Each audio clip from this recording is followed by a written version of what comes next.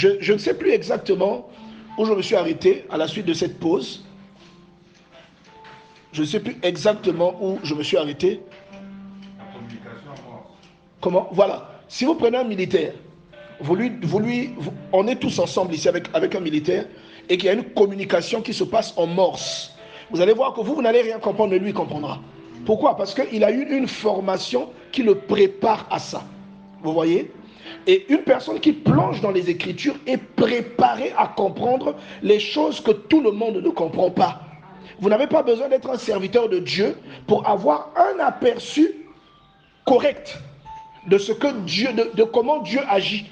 Rien que quand vous lisez le livre d'Exode, vous comprenez comment Dieu agit avec quelqu'un. Vous comprenez comment? Parce que quand vous lisez tout le parcours du peuple d'Israël, vous allez savoir qu'Israël, là, c'est vous.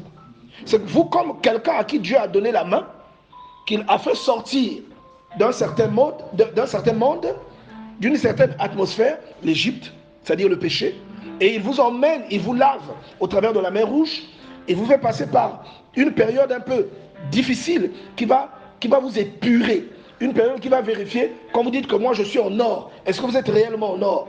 Si votre foi c'est une foi de pacotille, elle sera démaquillée pendant cette période. Vous allez voir, votre maquillage va tomber. On n'improvise pas la foi. On n'improvise pas la sérénité dans l'épreuve. Ce sont des fruits que quelqu'un porte à la suite du développement de sa relation avec Dieu. Donc il y a des choses, quelqu'un, même quand vous n'êtes pas un serviteur de Dieu, quand vous lisez régulièrement la Bible, il y a des choses automatiquement qui viennent à votre compréhension. Vous comprenez ces choses, sans faire exprès. Parce que vous êtes comme à l'école. Et Dieu se charge, le Saint-Esprit se charge de vous enseigner. Voilà pourquoi de manière primaire, la volonté de Dieu se trouve premièrement dans sa parole. C'est là-dedans que vous trouverez que toute personne qui voudra mener une vie pieuse en Jésus-Christ sera persécutée. Vous trouverez ça dedans. C'est là où vous saurez. Quand vous lisez une telle phrase, vous saurez que une tribulation peut arriver. Ça ne signifie pas que Dieu vous a tourné le dos. Vous le saurez. Vous allez pouvoir déduire que la volonté de Dieu peut me laisser passer par là. Vous allez pouvoir déduire ça. Vous comprenez ça? Vous allez pouvoir déduire que Dieu, de fois, il vous met en mode pilote automatique. Ce n'est plus vous qui décidez. C'est-à-dire vous décidez, mais vous avez l'impression que tout ce que vous décidez, c'est l'inverse qui arrive. L'inverse là peut vous frustrer. Comme si vous lisez le livre de Job, vous allez constater que c'est ce qui se passe. Mais quand vous voyez que Job, malgré tout, il craint de se détourner, il craint de dire du mal à propos de Dieu, alors vous allez vous dire qu'un homme peut vivre un malheur parce que Dieu le permet, mais le but de ce malheur, ce n'est pas que cet homme soit humilié, mais plutôt qu'il soit élevé. Donc rien que par la parole que vous lisez, vous avez déjà accès à la volonté de Dieu de manière globale, à ce que Dieu veut dans la vie d'un être humain. Après, il y a maintenant des points spécifiques. Alléluia. Dis avec moi spécifique.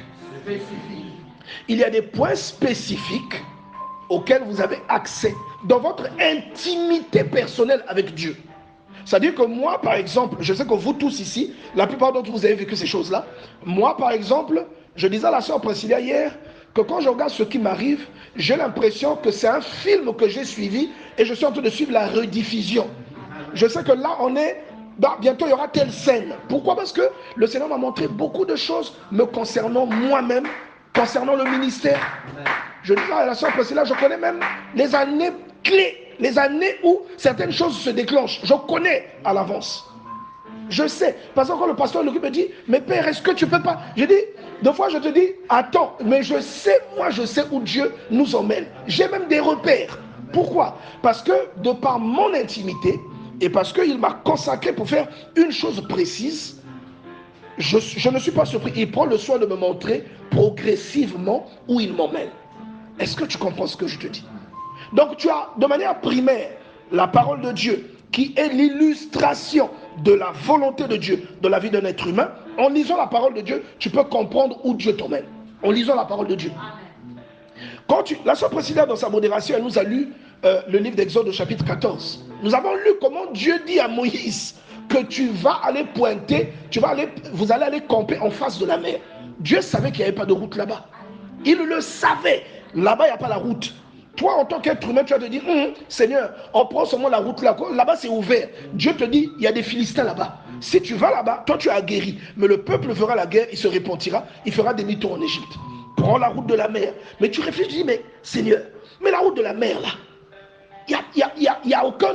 c'est une impasse. Il n'y a aucun passage là-bas. Mais il te dit, va là-bas. Donc c'est comme s'il t'envoie dans un piège. Et il sait pertinemment que Pharaon va te poursuivre. Il le sait. Maintenant, toi, quand tu vois maintenant Pharaon te poursuivre, regarde la panique des enfants d'Israël dans Exode 14. Regarde leur panique. Il dit, Moïse, est-ce qu'il n'y avait pas assez de tombeaux en Égypte pour que tu nous emmènes mourir ici? Alors que Dieu a la maîtrise de tout. Dis à ton voisin la volonté de Dieu. La volonté de Dieu. Dieu a la maîtrise du dossier. C'est lui qui connaît. Quand c'est lui le garant, quand c'est lui qui dit que c'est lui qui va t'emmener, il a la maîtrise de ce qu'il fait. Ça ne dépend pas de toi. Et Dieu va dire à Moïse, justement, c'est un peu pour montrer l'immaturité du peuple d'Israël, qui est parfois notre immaturité. Dieu va dire à Moïse, mais pourquoi le peuple crie? Pourquoi est-ce que le peuple panique? Demande-leur de se détourner et de se mettre en route, en face de la mer. Quand il sait ce qu'il va faire. Il sait ce qu'il va faire. Tu vois ça? Toi, tu as ta volonté. Proverbe chapitre 19, verset 21. Il dit, il y a beaucoup de projets dans le cœur de l'homme, mais les projets qui s'accomplissent, ce sont les projets de l'Éternel. Donc, tu peux avoir tes projets. Le peuple voulait retourner en Égypte parce qu'il disait, on préfère servir Pharaon que de venir mourir ici. Mais Dieu avait un projet pour eux, et le projet de Dieu avait plus de poids. Le projet de Dieu était plus salutaire. Quelqu'un comprend ça? Et c'est de ça qu'il est question. C'est de ça qu'il s'agit. Est-ce que quelqu'un peut partager le lien de ce live-ci sur le groupe Ministère Bethesda? C'est fait? D'accord. D'accord, parce que je ne le vois pas. Ah si, c'est moi qui n'étais pas à jour. C'est moi qui n'étais pas au bon endroit. Oui, c'est bon. Vous comprenez ce que je veux dire? Donc Dieu a la maîtrise de ce qu'il fait. Il a la maîtrise de son dossier. Il sait ce qu'il fait. Toi tu paniques, mais lui il sait ce qu'il fait. D'un autre côté, il y a ta volonté en tant qu'être humain, mais d'un autre côté, il y a la connaissance que tu acquiers en lisant les Écritures. Parce que la Bible te dit quoi? Que toute Écriture, la Bible te dit que l'Écriture qu'il nous a donnée en fait, d'abord dans 1 Corinthiens chapitre 10, il t'enseigne que ce qu'eux ils ont vécu, c'est pour nous servir nous de leçon, pour nous servir de modèle. Tu vois? Et la Bible te dit que toute Écriture est utile pour enseigner. Elle te dit que pour corriger. Donc, quand tu lis l'Écriture, c'est un enseignement. À elle seule, elle est un enseignement. Or, la parole de Dieu, c'est sa volonté. La parole de Dieu, c'est sa volonté. C'est pourquoi la parole de Dieu est intemporelle. Elle peut être, comme on dit en anglais, accurate. C'est-à-dire, elle peut être droite en fonction de ce qui s'est passé hier. Tu vas être surpris qu'aujourd'hui, ce que tu vis, la parole de Dieu parle de ça. Ce que tu vivras demain, la parole de Dieu a déjà parlé de ça. C'est pourquoi elle est intemporelle. Parce que sa volonté est, on ne va pas dire interchangeable, mais sa volonté s'adapte à tous les airs, s'adapte à toutes les époques. Pourquoi? Parce que le contenu de la parole de Dieu est un contenu qui concerne toutes les époques que nous allons vivre sur la terre. Le passé, le présent et le futur. Vous voyez ça? Donc, vous voyez ici que eux, ils voulaient. Parce que lorsque ce dans quoi Dieu te plonge, c'est pour le salut d'un grand nombre. Même quand tu ne voudras pas. C'est-à-dire, il y a une force qui va faire que les choses iront dans ce sens-là. Parce que Dieu n'improvise pas. Dieu a un plan. Dis avec moi, Dieu a un plan. Dieu a un plan. Ce plan-là, c'est là que tu lis dans le livre de Daniel, qu'on a ouvert des livres. Tu lis dans Apocalypse chapitre 19, qu'on a ouvert des livres. C'est ça le plan de Dieu. Quand tu lis dans le psaume 139, qu'il y a un livre où toutes les actions de ta vie sont écrites, avant même que ta vie ne commence.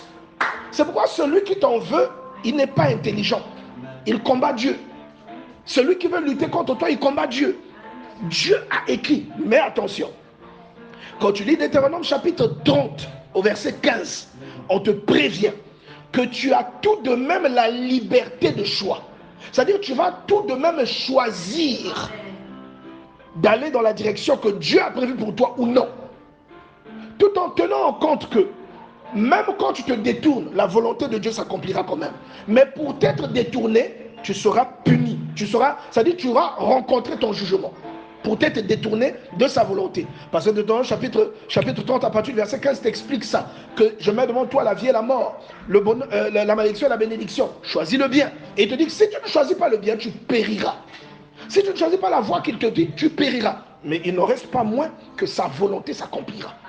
Est-ce que vous comprenez ça? Amen. Donc c'est là que vous voyez par exemple Moïse, dans Exode chapitre 3, à partir du verset 5, il rencontre Dieu sur la montagne, Dieu lui parle, Dieu lui donne l'instruction d'aller en Égypte. Vous savez, beaucoup de gens oublient ça, mais Moïse n'était pas d'accord, vous savez ça? Il ne voulait pas. Amen. Il ne voulait pas. Vous voyez ça? Moïse a contesté avec Dieu, c'est-à-dire il est rentré dans un débat. Quand vous lisez, vous riez, ça vous fait rire. Il est rentré dans un débat avec Dieu. Pour dire à Dieu, non, on voit quelqu'un d'autre, non, moi je bégaye, non, il donne des raisons à Dieu. Et ce qui est curieux, c'est que Dieu avait trouvé une parade à chacune de ces raisons et qu'il avait préparé les parades là à l'avance. Est-ce que vous comprenez ça? Il avait préparé ça à l'avance. Il y avait une parade à tout. Moïse dit, ah, non. Mais qui suis-je? Dieu lui démontre qu'il est devenu puissant par la volonté de Dieu. Il n'a pas jeûné pour devenir puissant. C'est-à-dire, il y a des choses, c'est Dieu qui te les donne. Tu vois ça? Parce que c'est ton couloir. Parce que c'est ton canal. C'est par là que tu vas passer. Tu as besoin de ces armes-là et Dieu te donne ces choses. Ce que le frère Even va manifester, c'est Dieu qui lui a donné ça. Il y a des choses, parfois, pour que quelqu'un fasse comme lui. Regardez quand lui, vous savez que je me débrouille un peu avec la guitare. Mais chez lui, vous allez voir chez certaines personnes, c'est facile. Parfois, on peut écouter le frère Even, tout de suite, il sait que c'est quelle gamme, il va jouer la gamme. C'est facile chez lui. Il y a des gens qui ont des prédispositions. C'est comme dans les langues. Il y a des gens qui ont des prédispositions à apprendre des langues. Vous voyez ça? C'est une forme d'intelligence. Rappelez-vous, de cette forme d'intelligence, on a étudié ça. Donc, Dieu prédispose les gens. Donc, Dieu avait prédisposé Moïse. Il lui avait dit, mon gars, c'est toi qui iras là-bas. Moïse a dit, non, en fait, Dieu lui a dit, tu iras. Il a contesté, mais moi je bégaye, il dit, qui a fait la bouche? C'est moi qui ai fait la bouche. Je serai avec ta bouche. Il a trouvé encore une raison. Oh non, parce que, bon, ton frère Aaron le Lévite, il est éloquent. Je savais que tu allais me dire ça. J'avais déjà dit à Aaron de venir à ta rencontre. Donc Aaron, poussé par l'esprit, partait déjà à la rencontre de Dieu. Pourquoi? Parce que le canal que Dieu fait emprunter à Moïse, ce canal-là va devenir le salut de beaucoup de gens. Tu vois ça? Beaucoup de gens seront sauvés par le moyen de la voie dans laquelle Dieu amène. Et Dieu le rend puissant. Il sait que je ne suis pas irresponsable. Je ne peux pas t'envoyer auprès de Pharaon sans te doter de ce dont tu dois être doté. Tu comprends? Dieu ne peut pas déclencher le ministère Bethesda sans donner à ministère Bethesda tout ce dont il a besoin pour contribuer à emmener des gens vers le Seigneur. Dieu ne peut pas déclencher Arche de Noé sans contribuer, sans donner à Arche de Noé ce qu'il faut pour que Arche de Noé avance. Quand Dieu t'envoie, il donne tout. Et tu vois que c'est la volonté de Dieu. Il peut te combattre. Si tu vas aller plus vite, il te combat. Tu vois ça? Mais tu vas à son rythme, c'est lui qui te conduit.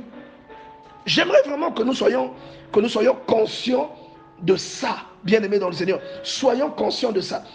Dieu dit à Moïse, oh non, ils ne me croiront pas, ils ne me croiront pas. Dieu lui dit, bon, mets ta main dans ton sein. Il met la main sur sa poitrine, il sort, la main couverte de lèpre. Il dit, mais Yaïki. Et Dieu dit, remets, il n'y a plus de lèpre. Il dit, qu'est-ce que tu as dans la main? Un bâton, jette-le par terre. En fait, il lui démontre que c'est lui qui a le dossier. Il a le dossier. Quand ton dossier est entre les mains de Dieu, ce n'est plus toi qui fais les efforts. Est-ce que tu comprends ça? Ce n'est plus toi. Et moi, je me rappelle le frère Morel qui était surpris, le succès du destin. Quand le destin a fait succès, le frère Morel, mais comment? Il dit, mais ce n'est pas toi. Tu as été un pantin entre les mains de Dieu. Il t'a orienté. Voilà pourquoi tu vois que tout le monde est étonné de ce que le destin là est réussi. Moi, j'ai mon beau-frère qui m'a dit, le film là, c'est un film de haut niveau. Et pourtant, lui, il est souvent dubitatif. Hein. Il est très douteux. Il est très contestataire. Vous voyez ça? Mais quand il a suivi ça, il a dit, ça c'est un autre niveau. Il a dit, Morel ne doit pas rester au Congo. Est-ce que vous comprenez ça? Ah non, je prophétise qu'il ne restera pas ici. Alléluia. Je le déclare que Dieu le prenne comme une prière. Il ne restera pas ici.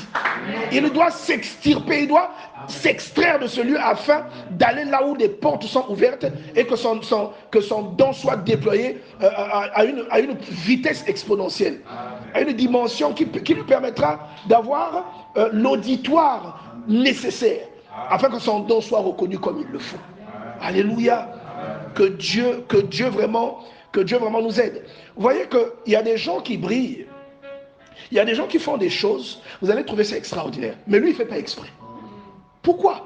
Parce que depuis le début, Psaume 139, tous les jours de ma vie étaient inscrits dans ton livre avant qu'aucun d'eux n'existât. Depuis le début, Dieu avait mis ça. Quand Joseph explique le songe à Pharaon, il ne fait pas exprès. Il est comme ça. Parce que Dieu l'a rendu comme ça. Vous voyez ça? Quand Daniel explique le songe à Nabuchodonosor, quand il explique le songe au fils de Nabuchodonosor, il est comme ça. Daniel ne fait pas exprès. Donc c'est ce que Dieu démontre à Moïse. Il dit jette le bâton devient un serpent. Moïse n'a jamais jeûné pour arriver là. Tu comprends ça? Toi tu peux jeûner, on peut parier, jeûne, tu ne vas pas séparer la mer. On peut parier aujourd'hui. Tu peux jeûner comme tu veux. Fais-le, tu ne vas pas séparer la mer. Tu comprends ça? Je ne suis pas en train de dire que Dieu ne peut pas le faire, mais je suis en train de dire que ce n'est pas pour toi.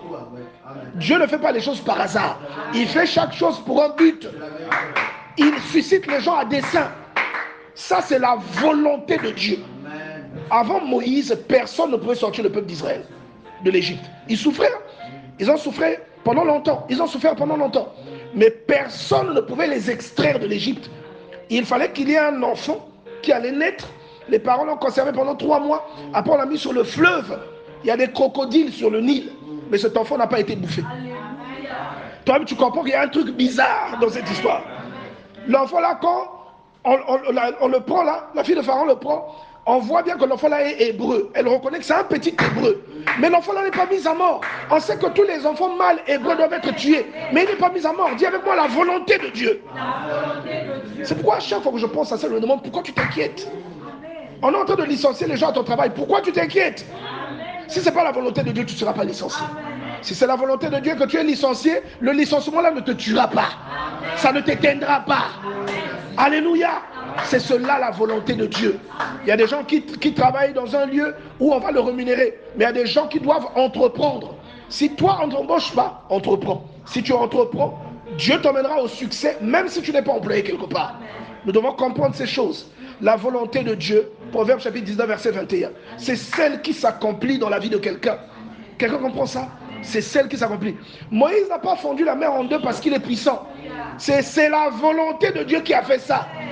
La Bible dit dans Exode chapitre 14, verset 14, il dit, gardez silence et l'Éternel combattra pour vous. Et Dieu dit à Moïse, va, fonds la mer. Moïse, il dit, la Bible dit, Moïse tendit le bâton sur la mer et Dieu souffla un vent impétueux. Dieu souffla sur les eaux. C'est la volonté de Dieu qui a fondu la mer. Ce que Moïse a fait, ce n'est qu'une cérémonie. Mais l'action qui a ouvert, c'est comme Ézéchiel chapitre 37. Ce n'est pas la puissance d'Ézéchiel qui a fait ça. C'est la volonté de Dieu qui a fait repousser la chair des squelettes. C'est pas ton problème là qui est en train de se détériorer. C'est Dieu, c'est sa volonté qui va faire que le problème là repousse. Si ça ne repousse pas encore, ça veut dire que ce n'est pas le moment. Mais ça ne signifie pas que Dieu t'a abandonné. Ça veut simplement dire que ce n'est pas le moment. J'aimerais vraiment que quelqu'un comprenne cela. Ce n'est pas le moment. Dis à ton voisin, ce n'est pas le moment. Tu auras beau forcer comme tu veux, c'est la volonté de Dieu qui te distinguera. Alléluia. J'ai l'impression que le pasteur Iloki est foutu. Hein? Parce que, est-ce que quelqu'un comprend ce que je suis en train de dire? Parce que l'allure où nous allons là, alléluia, que Dieu nous aide à comprendre cela. Quand vous voyez ces choses-là, vous voyez que Dieu lui-même, dans Genèse chapitre 15, il apparaît à Abraham. Et la Bible dit, le Seigneur apparut à Abraham dans une vision. Abraham, ne crains pas, je suis ton bouclier et ta récompense sera grande. Quand il dit ça, Abraham est âgé de plus de 80 ans. Il cherche un enfant depuis toute sa vie. Et là, Abraham dit à Dieu, mais que me donneras-tu tu ne m'as pas donné de postérité. Je m'en vais sans enfant. Parce que je vous dis, il ne sait pas quand il mourra. Mais Dieu qui a le dossier dans la main. Alléluia. Dis à ton voisin, Dieu a le dossier. Dieu qui a le dossier dans la main. Il sait qu'Abraham mourra à 175 ans. Est-ce que vous comprenez ça? Dieu sait ça d'avance. Qu'Abraham mourra à 175 ans. Vous comprenez ça? Dieu le sait. Donc Abraham est en train de s'inquiéter. Il dit, Seigneur éternel, que me donneras-tu? Tu ne m'as pas donné d'enfant. L'héritier qui est né dans plutôt l'esclave qui est né dans ma maison est mon héritier. Tu vois? Tu ne m'as pas donné de postérité. Celui qui est né dans ma maison, Eliezer de Damas, celui-là sera mon héritier. Et Dieu dit à Moïse, ce n'est pas lui qui sera ton héritier. Ton héritier naîtra de toi. Dieu a le dossier. Je ne sais pas sur quoi tu es en train de t'inquiéter aujourd'hui. Mais j'aimerais te dire que tes inquiétudes n'ont aucun sens. Dieu sait où il t'emmène. Il y a des choses, c'est Dieu qui les déclenche. Il y a des choses, ça ne marche pas, c'est Dieu lui-même qui te bloque pour que ça ne marche pas encore. Mais il y a des choses, c'est Dieu qui les déclenche. Je ne sais pas quel est le problème que tu as aujourd'hui. Mais ne te frustre pas à cause de ce problème-là. Parce que je te rappelle, je vous le rappelle presque chaque séance. Isaac a épousé Rebecca, c'était la volonté de Dieu. Mais pourtant, Isaac et Rebecca ont fait 20 ans de stérilité. 20 ans, le mariage de Dieu. Imaginez un peu, on a pu même se moquer d'eux. Les bimbois qu'elle a, imaginez, Rebecca n'était pas du coin, elle venait d'ailleurs. Imaginez les bimbois qu'elle a, quand j'étais sur Rebecca. Même quand elle partait puiser l'eau à la fontaine, qu'elle rencontrait les autres femmes du quartier. Je vous dis souvent, les mamans qui ont vu Isaac grandir, parfois on l'appelait dans le coin, mon fils, viens un peu. Tu sais que moi je connaissais ta maman. Puis quand Isaac s'est marié, sa maman était décédée. Sa maman n'a pas assisté à son mariage. Il dit, mais il n'y a pas d'autre fille ici que tu peux épouser. Mais comme il connaissait Dieu, il connaissait que la volonté de Dieu, il savait que Dieu lui avait dit, je te multiplierai. Dans Genèse chapitre 26, Dieu lui dit, je te multiplierai. Parce que ton père a obéi à ma voix. C'est pourquoi j'aimerais dire à quelqu'un, toi, obéis à la voix de Dieu pour que tes enfants soient bénis. Obéis à la voix de Dieu pour que ton enfant soit béni. Alléluia. Il dit que parce que ton père a obéi à ma voix, qu'il a gardé mes commandements, mes lois, mes préceptes et mes ordonnances, je te bénirai. Il dit, je te multiplierai. Vous comprenez ça?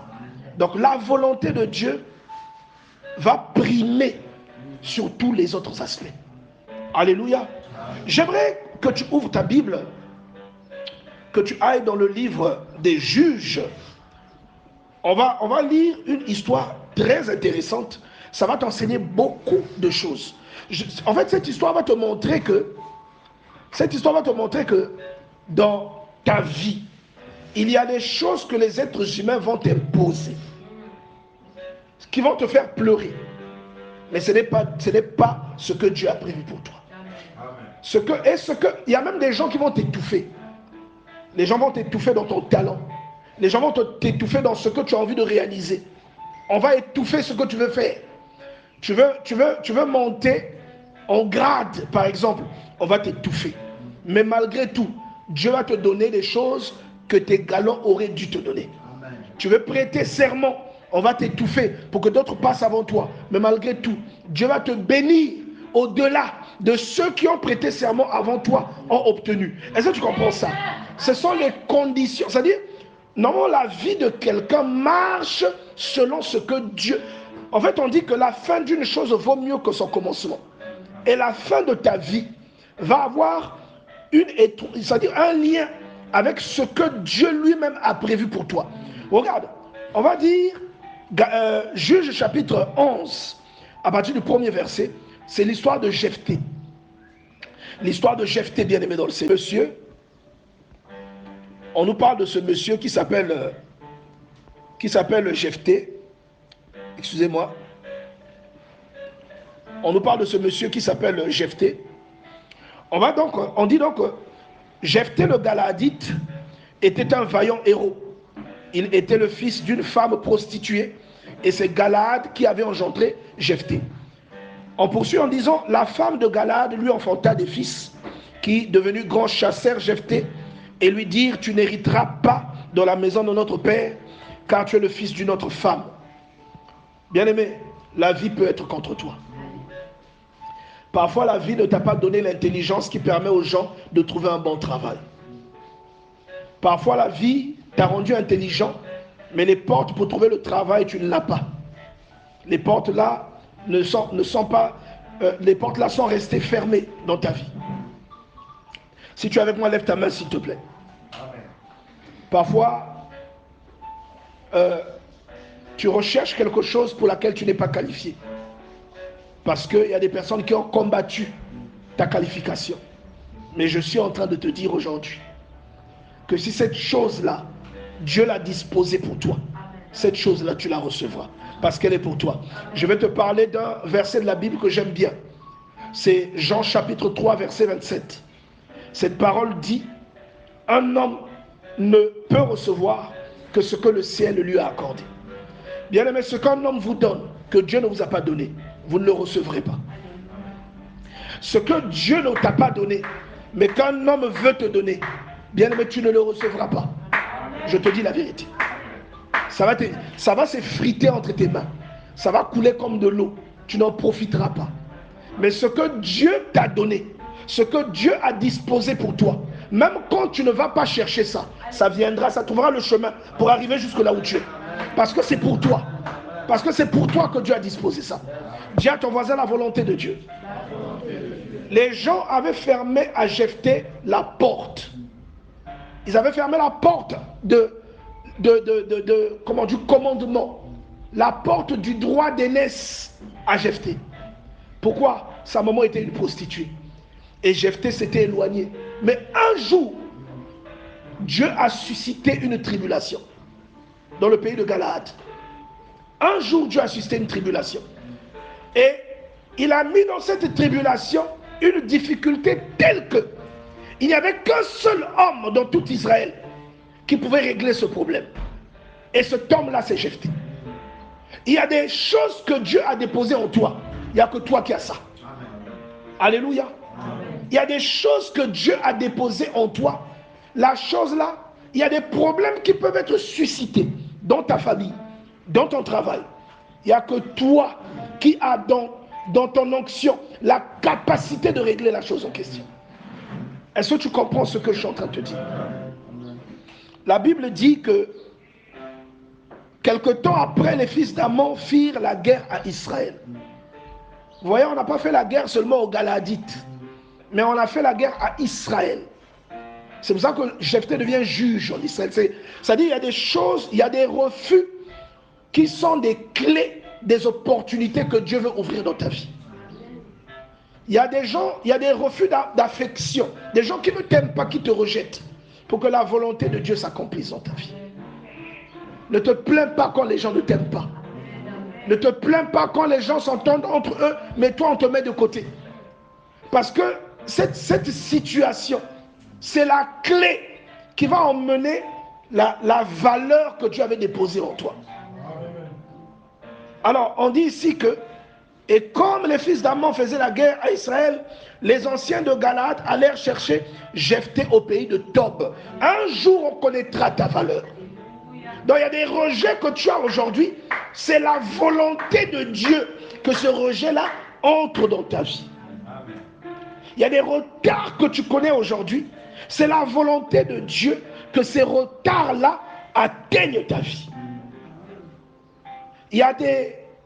Comment tu vois, parfois celui qui est moins âgé que toi commence à être devant toi. Les petits frères ou les petites soeurs que tu as vu naître commencent à avoir des enfants. Toi, tu n'en as pas encore.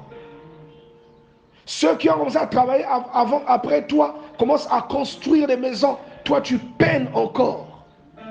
Si Dieu est dans ta vie, ce que Dieu a prévu pour toi, selon Jean chapitre 3, verset 27, cela viendra dans ta vie. Et ce n'est pas parce que quelqu'un t'a précédé dans quelque chose. Ce n'est pas parce que quelqu'un t'a précédé quelque part que cette personne-là sera au-dessus de toi éternellement. Tu peux arriver après cette personne et Dieu te positionne au-dessus. Regardez, lorsque Abraham vient à Canaan, beaucoup de gens ne savent pas que dans Genèse 12, quand Dieu dit à Abraham de partir et qu'Abraham arrive à Sichem, beaucoup de gens ne savent pas que c'est là où les enfants d'Israël sont partis après la traversée de la mer. Beaucoup de gens ne savent pas que c'est là où Dieu avait envoyé Abraham. Joseph est parti en Égypte. La famille d'Abraham Ses descendants qui étaient là sont partis en Égypte, ils ont quitté Canaan. Et Dieu, par Moïse, les a fait sortir et il les a ramenés là où Abraham était. Vous savez qu'il y a beaucoup de chrétiens qui ne savent pas ça. Ils pensent que là où Abraham était, c'est dans un autre pays. Et la terre promise, c'est un autre pays. La terre promise, c'est là-bas. Là où Abraham était arrivé. On dit qu'il est arrivé à Sichem, près de Chêne de Mamré. On dit que les Cananéens étaient dans le pays. Les Cananéens, les habitants de Canaan. Quelqu'un comprend ça? Les Cananéens étaient dans le pays. J'aime beaucoup cette parole, on va la lire. Genèse 12. On va dire Genèse 12. Alors, on va dire, l'Éternel, verset 1, l'Éternel dit à Abraham, va-t'en de ton pays, de ta patrie, de la maison de ton père, dans le pays que je te montrerai. D'accord? Ce pays était occupé par des gens. Mais la volonté de Dieu était que ce pays appartienne à Abraham. Je ne sais pas si tu comprends ce que je suis en train de te dire. Ce n'était pas son pays. Mais la volonté de Dieu était que le pays-là devienne sien. Et Dieu a démontré qu'il lui donnait ce pays. Pourquoi? Parce que Abraham, en tant qu'étranger dans ce pays, a dominé les habitants de ce pays. C'était un étranger, mais il les a dominés. Il est devenu plus puissant qu'eux. Je vous ai lu dernièrement Genèse chapitre 26, où vous voyez Picol, le chef de l'armée de Abimelech, venir avec Abimelech et le frère d'Abimelech auprès de Isaac pour venir faire un traité de paix. Je vous ai lu ça la dernière fois, non, le samedi passé, où ils disent à Abimelech, tu es devenu plus puissant que nous, fais une alliance avec nous. Bien aimé, Abimelech était un étranger. Donc le signe que Dieu te donne la possession d'un lieu, que c'est sa volonté, même si d'autres personnes vivent là-bas, c'est que quand tu arrives dans ce lieu, tu as tu deviens propondé, tu as la prééminence, tu te mets devant. Est-ce que quelqu'un comprend ça? Il te donne la domination dans ce lieu. Et il te couronne de succès dans tout ce que tu fais. Rappelez-vous de Genèse chapitre 14, où il va délivrer Lot. Et la Bible dit que les rois de Sodome et de Gomorrhe, leur coalition, ils ont échoué devant Kader-Laomer. Et on dit que les rois de Sodome et de Gomorrhe sont tombés dans des trous. Abraham a fait le même trajet, il n'est pas tombé dans le trou. Il a battu la coalition des rois. Et le roi de Sodome est sorti à l'encontre d'Abraham dans la vallée de Chavé, en train de lui faire les atalakou. Ce n'était pas parce qu'Abraham était fort, c'est parce que la volonté de Dieu était qu'Abraham sorte victorieux. L'esprit de Dieu était sur lui, donc par conséquent, la volonté de Dieu prédominait sur toutes les autres volontés. C'est pourquoi Abraham a eu la prééminence, Abraham a eu l'élévation, Abraham a eu le succès devant ses adversaires. Dis avec moi la volonté de Dieu. La volonté de Dieu. Est-ce que quelqu'un comprend ça? Amen. Quand tu lis Genèse chapitre 12 au verset 6, la Bible dit Abraham parcourut. Bon, on va lire au verset 5. Abraham prit Saraï, sa femme, et Lot, fils de son frère, avec tous les biens qu'ils possédaient et les serviteurs qu'ils avaient acquis à Charan. Ils partirent pour aller dans le pays de Canaan et ils arrivèrent au pays de Canaan. Verset 6. Abraham parcourut le pays jusqu'au lieu nommé Sichem. Vous allez vous rappeler que c'est là où Jacob était parti. Vous allez vous rappeler que c'est le fils de Sichem qui avait déshonoré Dina, la fille de Jacob. Vous comprenez ça? Donc, il arrive à Sichem. La Bible dit, ils arrivaient au pays de Canaan. Abraham parcourut le pays jusqu'au lieu nommé Sichem, jusqu'au chêne de Morée. Dans d'autres versions, on dit au chêne de Mamré. Les Cananéens étaient encore dans le pays, dans le pays. C'était un pays occupé. Regarde maintenant ce que Dieu lui dit. L'Éternel apparut à Abraham et dit, je donnerai ce pays à ta postérité. C'est-à-dire, ce pays t'appartient. C'est-à-dire, c'est Nanko, c'est pour toi. Si Dieu t'a donné Vindoulou, Vindoulou t'appartient, Vindoulou t'est soumis. Si Dieu t'a donné Pointe-Noire, Pointe-Noire te sera soumis. Si Dieu t'a donné l'Europe, l'Europe te sera soumise. Si Dieu t'a donné une famille, cette famille te sera soumise. Pourquoi? À cause de sa volonté. Ça ne dépendra pas de ce que les institutions décideront. Ça ne dépendra pas de ce que les gouvernements décideront. Ça ne dépendra pas de ce que les êtres humains décideront. Ça dépendra de ce que Dieu a décidé. Comment vous appelez ça? Proverbe chapitre 19, verset 21. C'est la volonté de Dieu qui s'accomplit en premier, au-dessus des volontés humaines. J'aimerais que tu retiennes ça. Dis à ton voisin la volonté de Dieu. Comprends la profondeur de cette parole. Je prie pour que Dieu te donne la compréhension. Normalement, Abraham aurait dû être désespéré. Parce que Dieu l'a fait quitter un pays pour lui dire, à ton avis, pourquoi là où il était, il ne pouvait pas rester là-bas? Dieu ne pouvait pas faire des miracles là-bas, convertir les gens là-bas. Pourquoi Dieu lui fait faire une migration dans un pays habité? Il n'y avait pas assez de pays libres dans la terre. Et ensuite, pourquoi Dieu va induire ses enfants en esclavage? Pour qu'ils viennent conquérir le pays. C'est pour démontrer la puissance de Dieu. Que Dieu te donne ce qu'il veut. Il te réduit dans une condition où tu es inférieur. Mais il te donne la puissance et la domination. Et il te donne en possession ce que tu ne pouvais pas posséder. C'est pourquoi dans ta vie, il y a des choses qu'on t'a refusées. En réalité, Dieu te donnera la force de posséder ces choses. Dieu te donnera la force de tenir ces choses. Dieu te donnera la chose de conquérir ces choses. Pourquoi? Pas parce que tu es fort, parce que c'est sa volonté à lui. Posez-vous la question, vous vous êtes jamais posé la question, pourquoi Dieu a-t-il donné à Abraham un pays déjà occupé? Il y avait beaucoup de pays qui étaient... À l'époque, la terre avait combien d'habitants? Ils n'étaient pas comme aujourd'hui.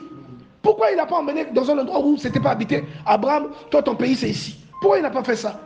Pourquoi il emmène là où il y a des gens? Posez-vous la question. C'est pourquoi même toi dans ta vie, il y a des difficultés par lesquelles tu passes. C'est Dieu quelquefois qui laisse entrer ces difficultés pour te démontrer qu'il est Dieu, que c'est lui qui te donne. Rappelez-vous de Exode, de Deutéronome chapitre 8. Tout le chapitre 8 de Deutéronome te parle de ça. Il te dit que quand tu entreras en possession du pays que l'Éternel ton Dieu a juré à tes pères de leur donner, garde-toi de te dire dans ton cœur que c'est ma main et ma puissance qui se sont acquis ce pays. Quand il te bénira, il bénira ton menu et ton gros bétail. Il te bénira dans les champs. Il multipliera ton or et ton argent. Garde-toi de te dire que c'est ma main et mon intelligence qui me sont acquis ces choses. Garde-toi. Car c'est à main puissante et à bras étendu que l'Éternel t'a donné ces choses. Il a chassé les nations qui occupaient ce pays devant toi. C'est une démonstration de puissance. C'est une démonstration de puissance. Pour que tu crois en lui. C'est pourquoi deux fois tu cherches un enfant, tu n'en trouves pas. C'est une démonstration de puissance. Et celui qui aura des enfants facilement, il va chercher la paix, il n'en trouvera pas. C'est la paix là, il va acquérir ça à la suite d'une démonstration de puissance de Dieu. Donc c'est pourquoi quand toi tu as ce que l'autre n'a pas, ne te moque pas de l'autre. Parce que ce que l'autre a, que Dieu lui a donné, toi tu n'en auras pas. Et toi tu chercheras Dieu derrière ce que tu n'as pas, mais que l'autre a déjà. Est-ce que quelqu'un comprend ça? Pourquoi? Parce que Dieu, pour qu'il ait de la valeur, il faut une démonstration de puissance.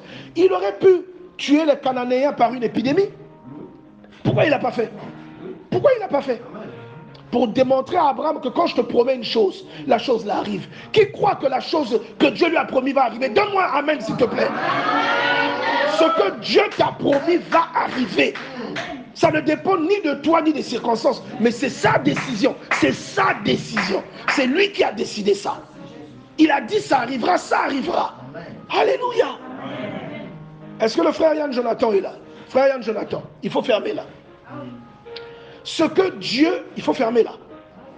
C'est ouvert. Ce que Dieu a décidé va arriver. Doucement, c'est ouvert. Doucement. Ce que Dieu a décidé va arriver. Alléluia. Est-ce que quelqu'un comprend ce que je suis en train de dire? Tu dois croire que la volonté de Dieu est au-dessus de ce que les hommes... Il y a des hommes qui font des plans sur toi. Il y a des gens qui commencent à célébrer. Mais tu vas gagner. Alléluia. Leur volonté ne s'accomplira pas. Alléluia. Est-ce que quelqu'un comprend ça? Je n'ai pas entendu ton amen. Alléluia.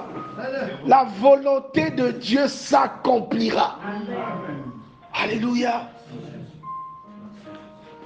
Et j'aime beaucoup cette chanson de Eve Rosemonde. Je ne sais pas si les autres la connaissent. La promesse, ceux qui connaissent peuvent chanter avec moi. De l'Éternel s'accomplira certainement. Ne doute point, il est fidèle. Alléluia. Oh, il est merveilleux. Donc il arrive dans le pays de Canaan, mais on te dit que le pays était habité. Regarde, l'Éternel lui apparaît, lui dit, je donnerai ce pays à ta postérité. Et Abraham bâtit là un autel à l'Éternel.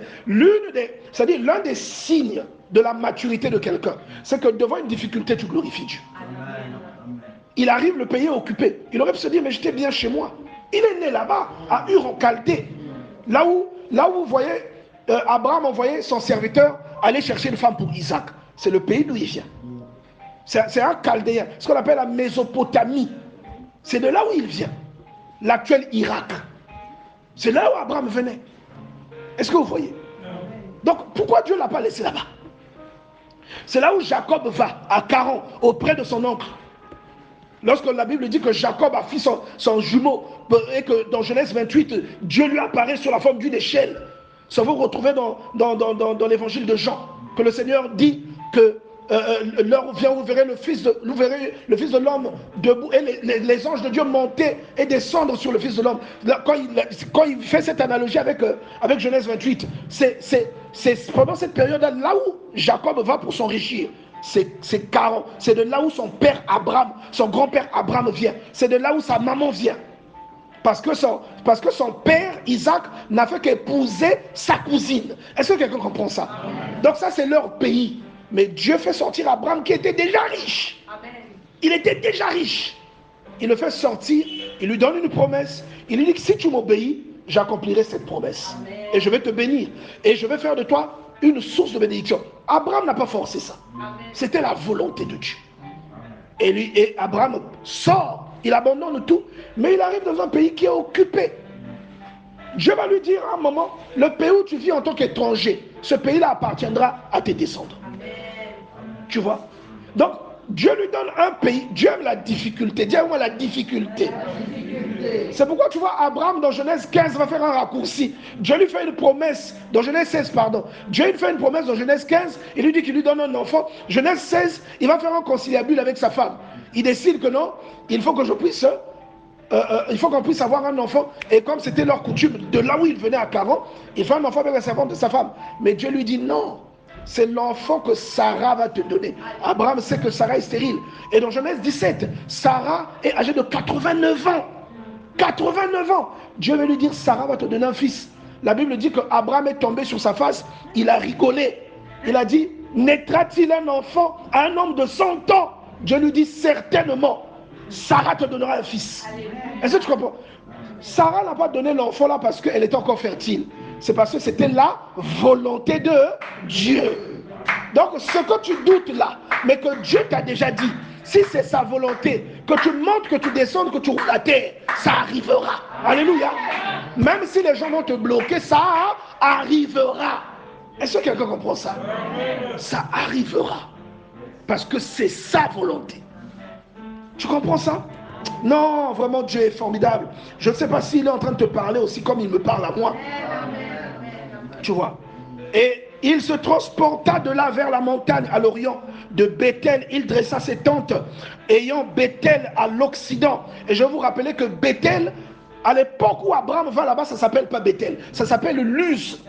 On dit Bethel en référence au nom que Jacob avait donné, El Bethel, dans Genèse chapitre 28, parce que c'est là que Jacob rencontre Dieu. J'ai envie de rouler à terre, bien aimé, je suis en train de me maîtriser. Je suis en train de me maîtriser. C'est là où Jacob rencontre Dieu. Dieu lui apparaît, il regarde l'échelle, il voit des anges monter. Au bout de l'échelle, il voit Dieu en train de le regarder. Et Dieu lui dit, je suis le Dieu de ton père. Dieu se présente à lui. Je suis le Dieu de ton père. Et Dieu lui dit, la terre là où tu es couché, je la donnerai à toi et à tes descendants. Est-ce que tu comprends? C'est-à-dire quand Dieu a décidé quelque chose, même si tu vas chez le féticheur, ça va arriver. Dis à ton voisin, ça va arriver. Ça va arriver. Tu n'as pas bien dit. Dis à l'autre voisin, ça va arriver. Alléluia. Alléluia. Non, j'aime cette parole. J'aime cette parole. J'aime cette parole. Alléluia. Il lui dit,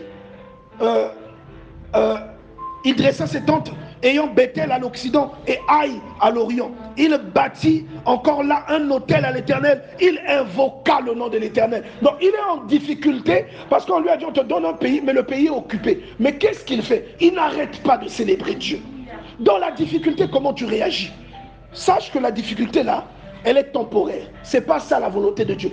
La volonté de Dieu, c'est le rêve que tu as fait la nuit. Quelqu'un comprend ça? Le rêve que tu as fait la nuit là, c'est ça la volonté de Dieu. Des fois tu es arrivé, tu es dans un avion. Des fois tu es arrivé, tu as tenu un bébé. C'est ça la volonté de Dieu. Alléluia. Des fois tu es arrivé, tu as mené une grande église. Non, bien aimé, la volonté de Dieu, ce n'est pas l'église où tu te trouves aujourd'hui. La volonté de Dieu, c'est la méga église que Dieu a prévue. Celle que tu vois dans les songes. Alléluia. Oh, il est merveilleux ce Dieu. Le temps passe trop vite là. Le temps est en train de passer trop vite. On est en train de se rapprocher. On est en train de se rapprocher bizarrement de la fin. Parce que dans 2 minutes, il sera 15 heures. Vous voyez, ça va trop vite. Ça va nous laisser dans l'envie. Alléluia. Que Dieu nous aide, bien-aimés dans le Seigneur. Et on dit ici, Abraham continua ses marches et s'avança vers le midi. Je vais aller beaucoup plus haut. On va aller Genèse chapitre 26. Alors, l'Éternel, verset 2, la Bible dit, l'Éternel apparut à Isaac et lui dit, ne descends pas en Égypte, demeure dans le pays que je te dirai. Séjourne dans ce pays-ci, je serai avec toi. Vous voyez que c'est important d'écouter l'instruction de Dieu. Amen. Ne marche pas comme un mouton qui n'a pas de berger. Marche selon les instructions de l'Éternel. C'est lui qui t'oriente, c'est lui qui te guide. Dieu a dit, ne va pas en Égypte. Va dans le pays que je te dirai. Et il est allé à Guérar, chez les Philistins. Il lui dit, séjourne dans ce pays-ci, je serai avec toi, je te bénirai, car je donnerai toutes ces contrées, c'est-à-dire tous ces pays, toutes ces terres. Car je donnerai toutes ces contrées à toi et à ta postérité. Et je tiendrai le serment que j'ai fait à Abraham, ton père. Je multiplierai ta postérité comme les étoiles du ciel. Je donnerai à ta postérité toutes ces contrées et toutes les nations de la terre seront bénies en ta postérité parce qu'Abraham a obéi à ma voix et qu'il a observé mes ordres, mes commandements, mes statuts et mes lois. Et Isaac resta à Guérar. Est-ce que vous comprenez ça? Isaac resta à Guérar. Maintenant, je vais te lire, je vais te demander d'aller dans Genèse chapitre 28. Dans Genèse chapitre 28, dis ton frère Yann Jonathan d'aller aider là-bas. Dans Genèse chapitre 28,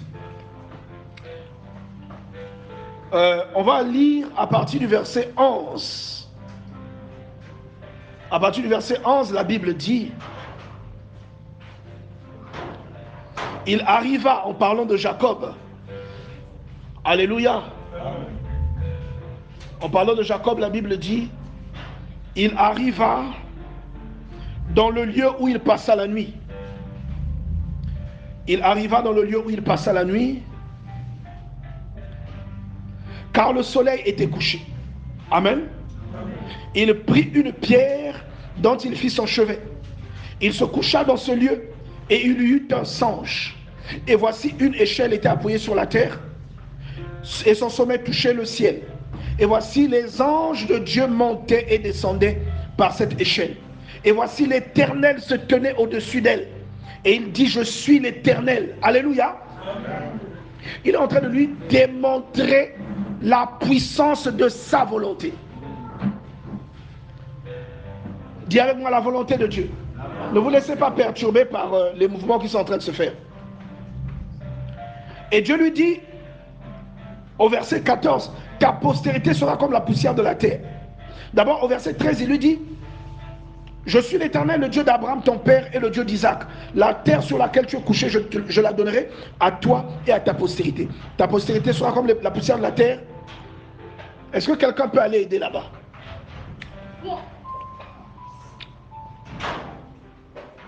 Non, ça va. Alors, ta postérité sera comme la poussière de la terre. Alléluia. Amen. Ta postérité sera comme la poussière de la terre. Et il dit, tu t'étendras à l'Occident et à l'Orient, au septentrion et au Midi, et toutes les familles de la terre seront bénies en toi. Vous voyez que c'est la même chose qu'il dit à Isaac, dans Genèse chapitre 26. N'est-ce pas? Amen. On va aller dans le livre d'Exode. Je suis en train de te citer toutes ces références pour que tu saches que ce pays était occupé. Il y avait des gens postés dans ce territoire. Mais parce que Dieu avait voulu que ce pays appartint. Ah oui, nous on a fait le CE1. Dieu avait voulu que ce pays appartint. Pas c'est simple. Que ce pays appartint aux enfants d'Israël. Dieu a procédé à une délivrance massive, à un renouveau. Et le peuple, c'est pour ça, c'est ce qui explique la puissance avec laquelle les enfants d'Israël vont investir la terre de Canaan. Vous allez remarquer que chaque pas qu'ils faisaient était un succès. Ils ont renversé les murs de Jéricho. Même le fleuve s'est ouvert. C'est pas parce que Josué était puissant, c'est parce que c'était la volonté de Dieu. Alléluia. C'est parce que c'était la volonté de Dieu. Est-ce que quelqu'un comprend ça? Donc nous allons lire Exode chapitre 3. Exode chapitre 3. On va lire à partir du verset 2. La Bible dit, l'ange de l'Éternel lui apparut dans une flamme de feu au milieu d'un buisson.